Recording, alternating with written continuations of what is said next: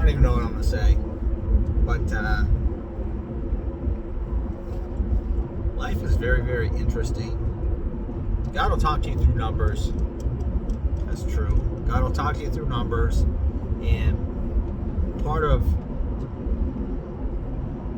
my spiritual walk is like God will work with, He works with me. He works with me to like assign meaning to things, to symbols, to numbers, to whatever. So you know how people say to themselves, or they read online, like certain numbers have certain meanings, like, oh, this is angel number this, or whatever number that. I don't really go too much with that. I go more with like, with God, I'll assign. It's like He leads me and like lets me choose. I don't know. It's like we come up with meaning for numbers together, and then He uses them like a madman all the time, like with surgical precision. So awesome. So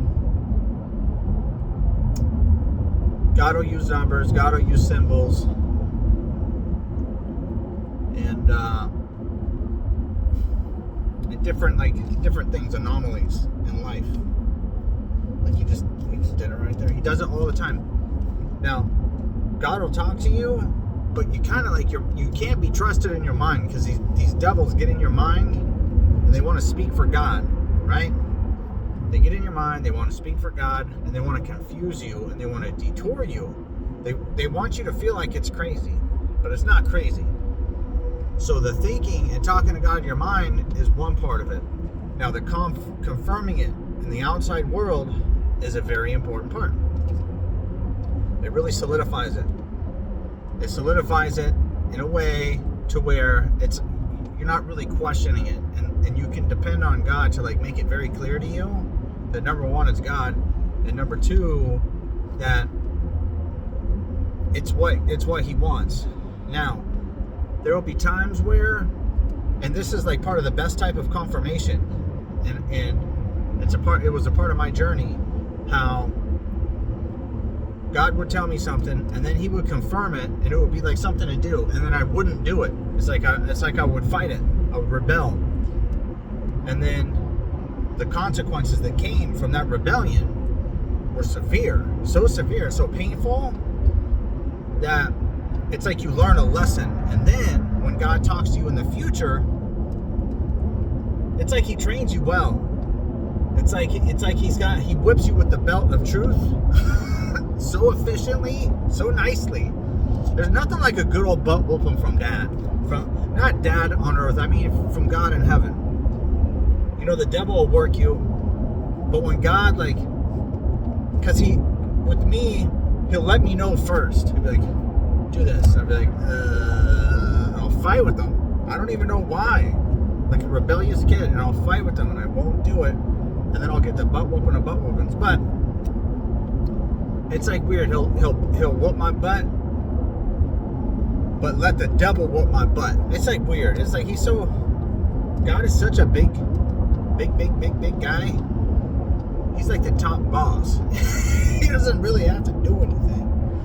He just lets all the little underlings do it all. But He's so good because like he'll be with you 100%, and He'll try to guide you. He wants to guide you. Ultimately, it'd be best if I just did whatever He said. Like, that's what He wants. And He'll see things happen before they happen. I'll give you an example. So one time, I was in some state. It was like, I think it was in Chicago. I was in Chicago, super wet outside. I had these shoes on that had like this mesh. They're not shoes to be walking around in puddles, right? So I go to park this truck, and the instructions get so precise. It's like tailored perfectly. It's like he'll try to guide you with bigger things, and then you rebel and you have a massive consequence, and then he'll present another situation. It's like when He chooses to guide you, He doesn't have to, and he does everything with purpose. He's not going to like choose to guide you over something that isn't meaningful. So He chose to guide me with this little tiny situation where I was going to park this truck. Long story short, God told me, He said, I want you to do the other truck first. And I thought in my mind, I was like, okay, well, if I do that, then I gotta like make an extra whatever. It just seemed harder, or I was already there, or something. So I didn't listen to him, and it was something so silly, right? But I don't know. I can't see too far into the future, but God can see all that stuff. So I go to park the truck, do it my way, because I'm tired, whatever reason I didn't listen to God, that's not a good enough reason. It really never is. You know, in this walk, you're probably always going to be tired and have stuff going on. It's probably always going to be an inconvenience to take the longer path that God wants you to take, if it's a longer path. But it's for a reason. So anyways, I go and I park this thing the way I want to,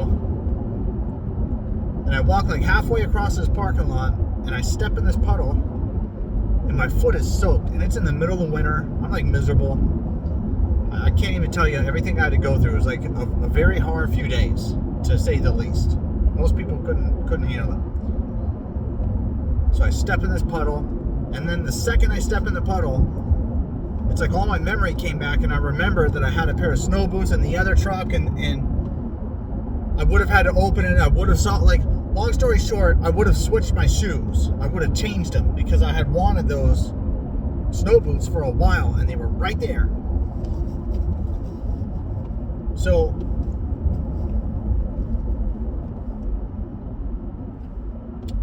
it gets to where there's like, when I would use the numbers and the symbols and talking and deciphering what God wanted for me to do, part of it was not doing it and rebelling and then suffering the consequences. But it's like, in that time, you get to know God's voice. There's a difference between God's voice. It's just weird. And it's not like it sounds different.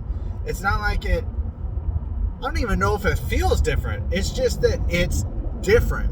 But it's so subtly different, but also so loudly different at the same time. So a part of that, and in the beginning, like, I think all of us want to, like, we want to be good with God. If we only knew how good He was, if we only knew that it's just the demons that are messing all this crap up. And I kind of feel like sometimes God just likes to challenge Himself. God is He's like a worker. He's like a guy that owns a big ranch, but He's the type of ranch owner that He's going to go out there and work His own trees. He's going to go out there and like water His own bushes. He's going to go out there and do all that stuff, even though He has like people helping, but He's still going to go out there and do it. So I think God, because He's above all this stuff, I think He lets all this stuff happen because He wants to challenge Himself. It's like I try to think about why. I think why a lot about these types of things. So I think God likes to challenge Himself. So you got all these spirits that are vying for control of your body and control to influence your mind. So a long time ago, before I really got into my Christian walk the way I am now, like, I would want to be obedient, and it would be like, I would think God would tell me to do something, and then I would go to do that, and like on my way to do it, it's like God would tell me to do something else, pick this up, put this down, like weird things like that. But I think it was demons. I think it was demons, and because it's just different now. It's so much clearer now, where it's not like a crowded room where everybody's shouting directions. Basically, now it's just like this constant maintenance of keeping these things out and just wanting to walk with God righteously. It's a lot quieter. It's a lot quieter, and it's a lot easier to do what you think is right. So, in the very, very beginning, like I said, I would see numbers and this and that, and I'd see them, and then, but something miraculous happened. I don't know how this happened, but it did. And I just felt like I had this wisdom and intuition to assign a meaning to that number. Like, for instance, people say they see 777 or something like that. So that 777 wasn't just a confirmation. It was like a yes, or it was a this, or it was a that. And basically assigning different meanings to things like that. Now, the best part is, this is what I really like about it. This is how I think God kind of showed off with it, with me. And this is my own personal journey. And how, like, when I started to go through the spiritual awakening, then you feel like the whole GS thing where you're noticing anomalies a lot. So anyways, there were a lot of like one headlights, things like that. So, but, right, and it was intimidating. I remember one time, listen to this. One time I was in Florida somewhere, let's say, and I'm driving around and I make a wrong turn. I make a wrong turn and I go down.